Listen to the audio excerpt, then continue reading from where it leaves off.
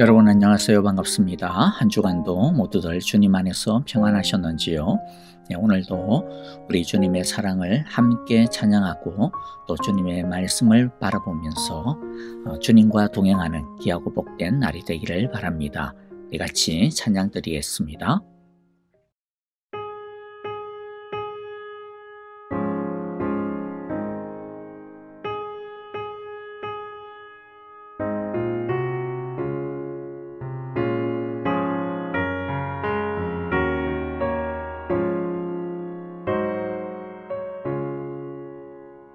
내 평생에 가는 길 순탄하게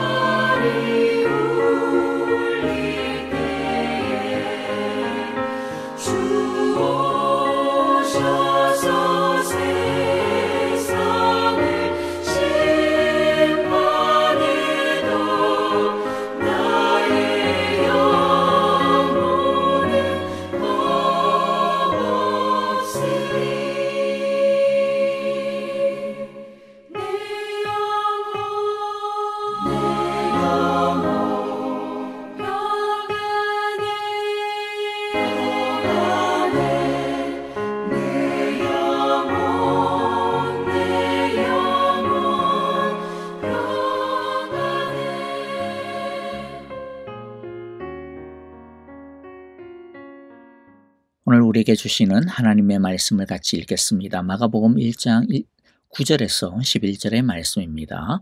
우리 함께 한 절씩 읽어보도록 하겠습니다. 그 무렵에 예수께서 갈릴리 나사렛으로부터 오셔서 요단강에서 요한에게 세례를 받으셨다. 예수께서 물속에서 막 올라오시는데 하늘이 갈라지고 성령이 비둘기같이 자기에게 내려오는 것을 보셨다. 그리고 하늘로부터 소리가 났다. 너는 내 사랑하는 아들이다. 내가 너를 좋아한다. 아멘. 메시아의 시대를 준비하는 하나님의 심부름꾼으로서의 세례 요한에 대한 소개를 통해서 세례 요한이 바라보고 있는 예수님이 바로 종말에 주시기로 하신 메시아다라고 하는 것을 밝힌 다음 마가는 세례를 받으시는 예수님을 우리에게 소개해 주고 있습니다. 마가복음과 더불어서 마태복음, 누가복음에도 예수님의 이 세례 장면이 기록이 되어 있습니다마는 세부적인 장면에서는 약간의 차이를 보이고 있습니다. 마가가 예수님의 세례의 기록을 남기는 가장 중요한 목적은 예수님이 하나님의 아들이요 그리스도라고 하는 것을 확증하려고 하는 데 있습니다. 그래서 그 이외의 것은 과감하게 생략하고 있는 것을 보게 됩니다.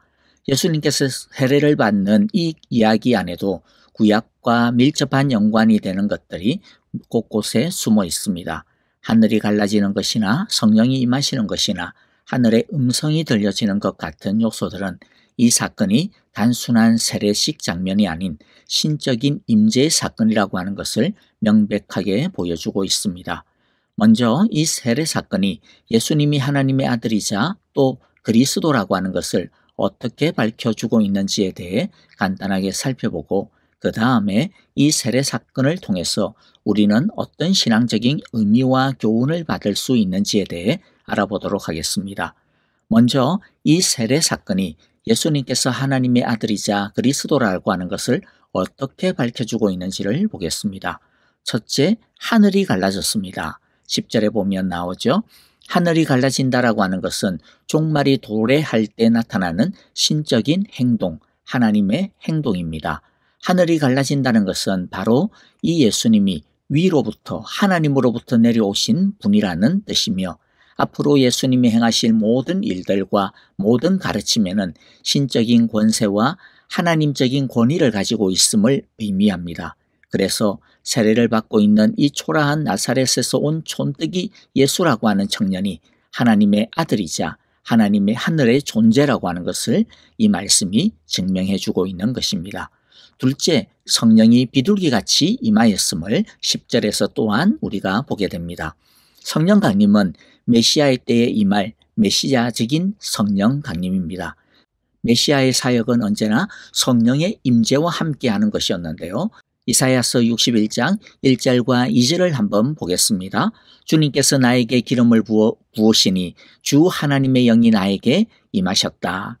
주님께서 나를 보내셔서 가난한 사람들에게 기쁜 소식을 전하고 상한 마음을 싸매어주고 포로에게 자유를 선포하고 갇힌 사람에게 석방을 선언하고 주님의 은혜의 해와 우리 하나님의 보복의 날을 선언하고 모든 슬퍼하는 사람들을 위로하게 하셨다.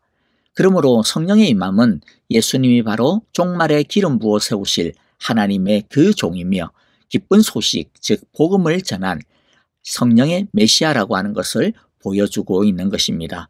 그러므로 예수님의 세례 사건은 예수님이 바로 이 땅에 여호와의 날을 가져오실 바로 그 메시아이심을 공표하는 메시아의 취임식 사건이라고 해도 과언이 아닌 것입니다.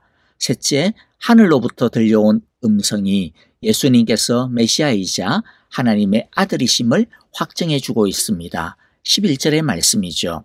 그리고 하늘로부터 소리가 났다. 너는 내 사랑하는 아들이다. 내가 너를 좋아한다. 하늘로부터 나는 소리는 하나님의 음성입니다. 하나님께서 예수님을 자신의 사랑하는 아들이라 선언해 주고 있는 것입니다. 너는 내 사랑하는 아들이다. 내가 너를 좋아한다. 라고 하는 이 말씀은 구약의 메시지를 확증하는 말씀인데요. 예를 들어 시편 2편 7편 7절에 보면 내가 여호와의 명령을 전하노라. 여호와께서 내게 이르시되 너는 내 아들이라. 오늘 내가 너를 낳았도다. 이 말씀은 문 나라와 민족을 심판하시기 위해 시온산에서 세우실 하나님의 왕에 대한 시로서 메시아에 대한 예언의 말씀입니다. 하나님은 이 시의 구절을 인용하여 예수님에게 사용하심으로써 예수님께서 바로 세상을 심판하시는 그 종말의 메시아 왕이심을 선포하고 계신 것이죠. 또 하나의 구약 성경 구절과 밀접한 연결이 되어지는데 이사야서 42장 1절입니다. 나의 종을 보아라. 그는 내가 붙들어주는 사람이다. 내가 택한 사람, 내가 마음으로 기뻐하는 사람이다. 내가 그에게 나의 영을 주었으니 그가 뭇 민족에게 공의를 베풀 것이다. 이사야의 이 구절 역시 종말에 보내어주실 여호와의 종 메시아에 대한 말씀입니다. 그리고 내가 그에게 나의 영을 주었으니 라고 하고 있죠. 즉 메시아와 성령의 불가분의 관계를 보여주고 있습니다. 이것은 우리가 아까 읽었던 이사야서 61장 1절도 마찬가지였죠. 주님께서 나에게 기름을 부으시니 주 하나님의 영이 나에게 임하셨다. 그러므로 이 삼중적인 계시는 예수님께서 메시아이심과 하나님의 아들이심을 분명하게 밝히고 있는 것입니다. 그것도 특별히 하나님에 의해서 확인되고 있는 것입니다. 그리고 마가는 계속해서 예수님의 일련의 사역과 행적을 이제 앞으로 제시할 텐데 그 모든 것은 하나님의 아들로서 하나님의 메시아로서 신적인 권세를 보여주고 있는 것들이 될 것입니다. 이제 크게 두 번째로 오늘의 이 말씀이 우리에게 주시는 신앙적인 의미와 교훈에 대해 간단하게 살펴보도록 하겠습니다. 첫째, 예수님은 스스로 죄인들 속으로 우리들의 연약함 속으로 들어오신 분이십니다. 9절에 보면 그 무렵에 예수께서 갈릴리 나사렛으로부터 오셔서 요단강에서 요한에게 세례를 받으셨다라고 하십니다. 예수님을 갈릴리 나사렛의 청년으로 소개하고 있죠. 갈릴리는 당시 유대인들의 입장에서 보면 변방이었습니다. 주목받지 못하는 곳이었습니다. 그래서 요한복음 1장 46절에 보면 나다나엘이 이야기하고 있죠. 뭐라고 이야기합니까? 나사렛에서 무슨 선한 것이 나올 수 있겠느냐라고 말하고 있는데 그것을 보더라도 갈릴리 지역이 당시에 어떠한 취급을 받고 있는지를 단적으로 보여주고 있는 것입니다. 갈릴리는 절대로 메시아의 고향이 될 수 없다는 것이죠. 그런데 이것은 단순히 갈릴리를 사회적으로 무시하고 차별하는 그런 의미만은 아닙니다. 구약 성경을 아무리 뒤져봐도 갈릴리에서는 메시아가 나온다는 말이 없다라고 하는 그런 뜻이죠. 그런 약속이 없다는 겁니다. 그러나 우리 주님은 사람들의 그러한 편견과 선입견을 완전히 송두리째 박살을 내셨습니다. 당시 사람들은 메시아가 신적인 권세를 잇고 위풍당당하게 삐까뻔쩍하게 임하여서 세상을 호령할 줄로 알았고 또 그러한 왕적인 군사적인 메시아를 기대했습니다. 하지만 예수님은 너무나도 작디 작은 초라한 아기로 이 세상에 오셨습니다. 이것은 예수님께서 바로 우리와 같은 내세울 것 하나 없는 그렇고 그런 사람들 속으로 자신의 신성을 감추시고 우리와 함께 되시기 위해 오셨다라고 하는 것입니다. 예수님의 관심사는 처음부터 작은 자들이었습니다. 이사야서 61장 1절 2절 아까의 본 말씀처럼 예수님은 가난한 사람들에게 상한 사람들 속으로 포로된 사람들 가운데로 즉 이 세상에서 실패하고 패배한 사람들 가운데로 갇힌 사람들을 위해 은혜가 필요하고 자기 힘으로는 자신의 정당한 권리마저도 주장할 수 없는 그런 약한 사람들을 위해 모든 슬퍼하는 사람들을 위해 오셨다라고 말씀하고 있습니다. 그 주님은 지금도 바로 심령이 가난한 사람들 속으로 애통하는 사람들 속으로 바로 주님만 바라보며 주님의 옷자락만 만질 수밖에 없는 그런 우리들 속으로 들어오고 계시는 것입니다. 예수님은 세례를 받기 위해 요단강으로 오셨습니다. 예수님은 세례를 받으실 필요가 전혀 없는 분이셨죠. 그럼에도 불구하고 그가 세례를 받으신 이유가 무엇입니까? 우리를 구원하시기 위해 스스로 죄인이라고 하는 호칭을 달게 받으신 것입니다. 예수님은 우리의 눈물과 우리의 연약함을 아시기 위해 같이 감당하시기 위해 전혀 그것을 지실 필요가 없는데도 불구하고 우리와 함께 하시기 위해 친히 죄인들 속으로 죄 아래로 우리들 속으로 들어오신 것입니다. 그래서 이브리서 4장 15절은 이렇게 말씀합니다. 우리의 대제사장은 즉 예수님은 우리의 연약함을 동정하지 못하시는 분이 아닙니다. 왜 동정하지 못하시는 분이 아니라고 우리가 그렇게 단언할 수가 있습니까? 왜냐하면 그는 모든 점에서 우리와 마찬가지로 시험을 받으셨기 때문입니다. 하지만 죄는 없습니다.